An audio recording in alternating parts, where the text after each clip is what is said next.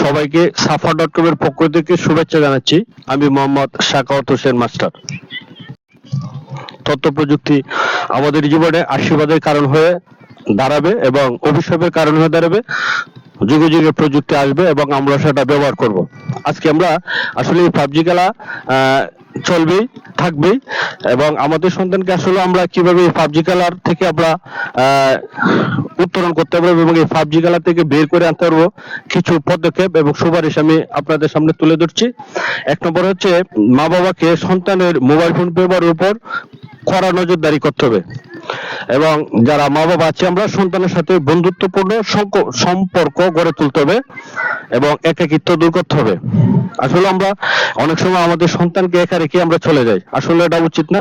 আমরা আমাদের সন্তানকে অবশ্যই বেশি করে সময় যদি দিই তাহলে এই পাবজি খেলা থেকে আমরা বের করে আনতে পারি। আরেকটা হচ্ছে, এই শিক্ষার্থীদের আমরা বিকালে এই খেলাধুলার মাঠে নিয়ে আসতে পারি, ছবি আঁকাতে পারি, বই পড়া বা সৃজনশীল কাজে উৎসাহিত করতে পারি এবং মোবাইলের প্রতি আকর্ষণ হারাবে। তারা যদি বিকালে খেলাধুলা করে, বন্ধুদের সাথে মিশে সময় কাটা, অবশ্যই যে আমাদের মোবাইল ফোনটা আছে বা যে পাবজি খেলা আছে এটা থেকে তারা অবশ্যই বের হয়ে আসতে পারবে। আরেকটা হচ্ছে, যে সকল শিশু বা তরুণ স্কুলে লেখাপড়া করে তাদের ক্ষেত্রে স্কুলগুলোতে মোবাইল ফোনের কুফল সম্পর্কে নিয়মিত কাউন্সিলিং সেশন এবং সেমিনার আয়োজন করতে হবে। যদি এগুলো আসলে করা যায় বিদ্যালয়গুলোতে, তাহলে অবশ্যই এই যে মোবাইল ফোনের যে কুফল বা মোবাইল ফোন ব্যবহারের যে কুফল সম্পর্কে যদি আমরা এই যে শিক্ষার্থী আছে তাদেরকে আমরা যদি কাউন্সিল করতে পারি এবং সেমিনার আয়োজন করতে পারি, তাহলে যদি তারা বুঝতে পারে তাহলে অবশ্যই এই পাবজি খেলা বা ফ্রি ফায়ার খেলার মতো তারা বেরিয়ে আসতে পারে। আরেকটা হচ্ছে যে স্ক্রিন টাইম নিয়ন্ত্রণ করা। আমি আগের ভিডিওতে বলছিলাম, আমরা যদি যেগুলো আমাদের মোবাইল আছে এই মোবাইলগুলো আমাদের যদি আমরা এই যে অ্যাপসটা আছে এই অ্যাপসটা যদি আমরা ব্যবহার করে দিই তাহলে নির্দিষ্ট সময় পরে মোবাইলটা বন্ধ হয়ে যাবে, এরপর তার খেলার আর কোনো সুযোগ থাকবে না।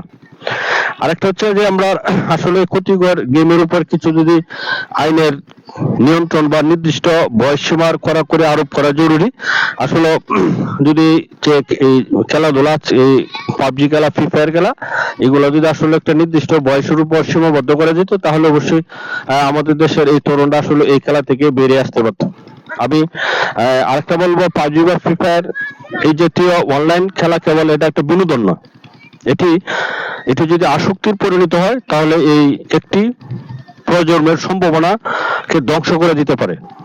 শিক্ষার্থী, অভিভাবক, সমাজ সবাই মিলে সচেতন হলে এই নেশা থেকে আমাদের সন্তানকে রক্ষা করা সম্ভব।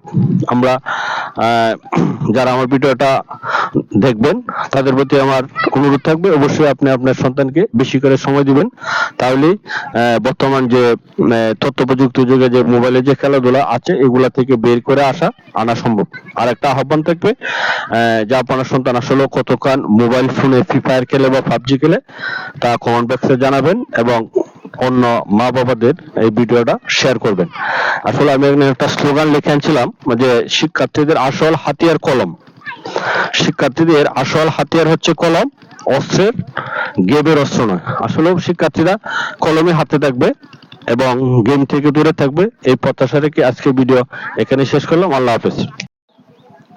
সবাইকে সাফা.com এর পক্ষ থেকে শুভেচ্ছা জানাচ্ছি। আমি মোহাম্মদ সাখাওয়াত হোসেন মাস্টার।